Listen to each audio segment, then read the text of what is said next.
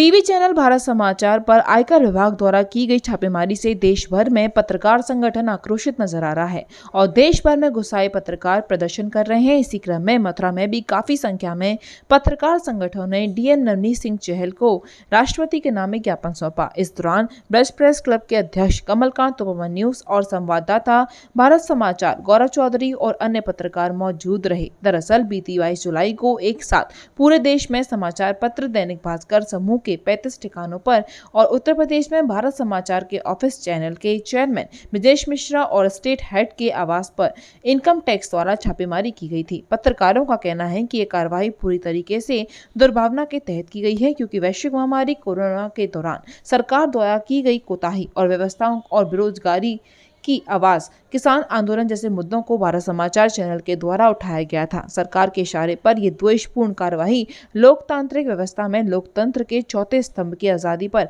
हमले के साथ ही आवाज को दबाने का प्रयास है। पत्रकारों ने कहा कि स्वतंत्र प्रेस का दायित्व है कि वे देश के नागरिकों को सही जानकारी से रूबरू कराने के साथ सरकारों को सचेत करे, जिससे वे अपनी कमियों को दूर करे। लेकिन सरकारें इसे अपनी व्यक्तिगत आलोचना मानकर दमनात्मक रवैया अपनाकर डराने धमकाने पर उतर आई है।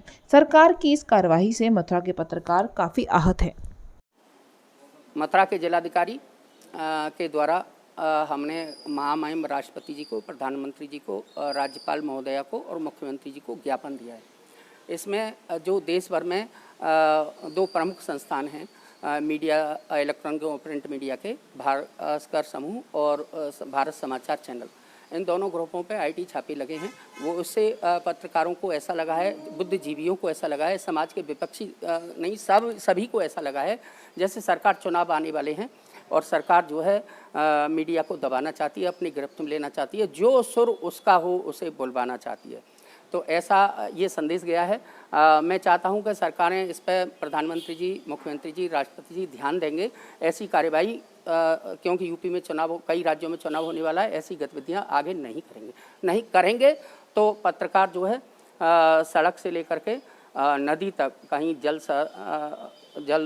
सत्याग्रह होगा, कहीं सड़क पर आंदोलन होगा, काली पट्टी बांध के अपनी पेन रख देंगे और आईडी रख देंगे। उत्पीड़न का शिकारी होना है तो फिर आवाज़ को ही दबाया जा रहा है तो हमारा कौन है। दूसरा मैंने ये अनुरोध किया है कि जो कोविड में जो भी हमारे पत्रकार शहादत हुई है उनके परिवारों को व्यापक स्तर पर सरकार सहयोग दे।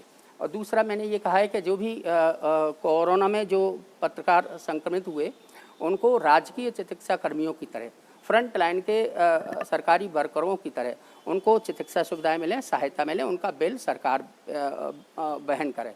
दूसरा मैंने कहा है कि तहसील स्तर पर मान्यता होना चाहिए और उनको पूरी फैसिलिटी देनी जानी चाहिए।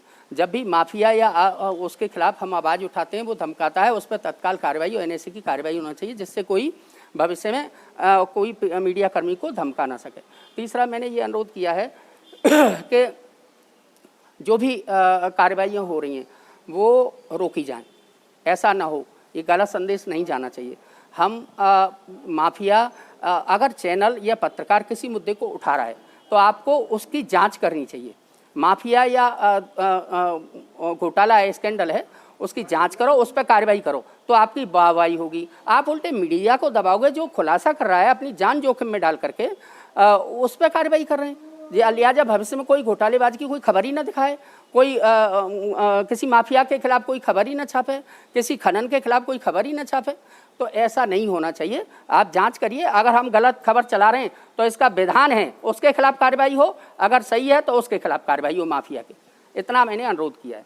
अगर भविष्य में ऐसा नहीं करेंगे तो पत्रकार जो है सड़क पे आके इसका विरोध करेंगे। विश्व स्तरीय चिकित्सा सुविधाओं से युक्त JP diagnostics, radiology and pathology centre, Mathura का पहला complete radiology and pathology diagnostic facility से सुसज्जित। Doctor Deepak Agarwal and doctor Nidhi Agarwal, JSR tower, Govardhan crossing, NH90, Mathura.